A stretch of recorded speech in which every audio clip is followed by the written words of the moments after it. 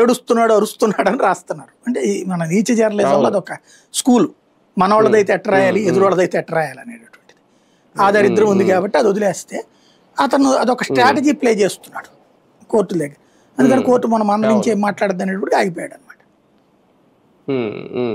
సాధారణంగా నెలల తరబడి జైల్లో ఉన్న నాయకులు ఇప్పుడు ఇలాగ వంశీ గారిలాగా లేదంటే ఎంతమంది పోసాన్లాగా ఇలా వీక్ అయి బయటకు వస్తే క్యాడర్ కూడా కాస్తంత డేలా పడుతుంది. కానీ మిథున్ రెడ్డి గారు బయటకు వచ్చిన ఆ టీవీ చూస్తుంటే లేదంటే ఆయనలో కనిపించిన ఆ ధైర్యం చూస్తుంటే క్యాడర్లో కూడా జోష్ నింపగలిగారా? అంటే జైలుకి వెళ్ళినంత మాత్రాన పార్టీ కోసం జైలుకి వెళ్ళినంత మాత్రాన ఎక్కడ వీక్ అవ్వాల్సిన అవసరం లేదు, ధైర్యంగా ఉండాలి, కేసు కూడా మనం ఏం తప్పు చేయలేదు, ఇది ఓన్లీ ఆధారాలు లేకుండా పెట్టిన కేసే అనే ధైర్యాన్ని ఏమన్నా ఆయన బయటకు వచ్చిన తర్వాత ఇవ్వగలిగారా? అట్లాగా ఇప్పుడు పోసాని కృష్ణమురళి నాటి పొలిటీషియన్, అతను యాక్టర్, అదే సైకలాజికల్ గా వైసీపీకి ఇది తప్పించి సపోర్ట్ సానుభూతిపరుడు కానీ పొలిటీషియన్ కాదు, అతను రియల్ పొలిటీషియన్ కాదు.